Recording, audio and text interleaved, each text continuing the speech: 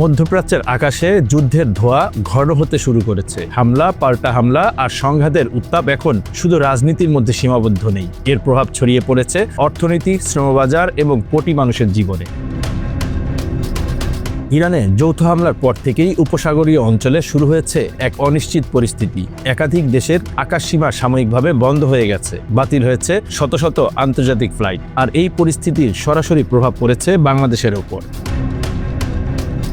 গত 6 দিনে ঢাকার হযরত শাহজালাল আন্তর্জাতিক বিমানবন্দর থেকে মধ্যপ্রাচ্যগামী 210টি ফ্লাইট বাতিল হয়েছে। 5 মার্চ একদিনে বাতিল হয়েছে 64টি ফ্লাইট। ফলে প্রবাসী নতুন কর্মীরা নির্ধারিত সময়ে কর্মস্থলে যেতে পারছেন না। আবার যারা ছুটি শেষে ফিরে যাওয়ার কথা ছিল, তাদের অনেকেই এখন দেশে আটকে আছেন।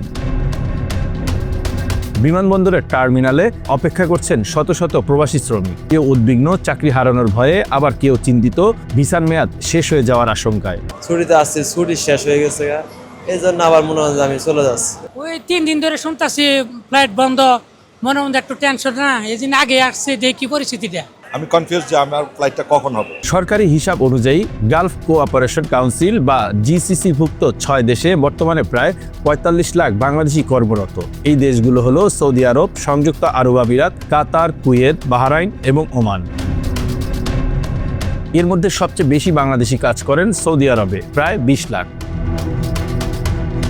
সংযুক্ত আরব আমিরাতে প্রায় 10 লাখ, ওমানে 7 লাখ, কাতারে প্রায় 4,50,000, বাহরাইনে 1,50,000 এবং কুয়েতে প্রায় 1,40,000 বাংলাদেশি কর্মী আছেন। বাংলাদেশের অর্থনীতিতে এই অঞ্চলগুলোর গুরুত্ব অত্যন্ত বড়, কারণ দেশের মোট রেমিটেন্সের প্রায় 45% আসে উপসাগরীয় এই 6 দেশ থেকে।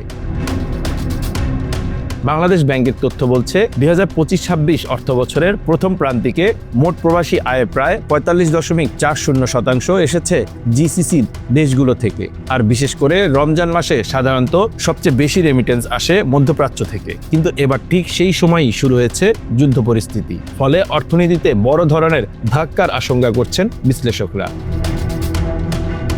Bangla affairs news desk.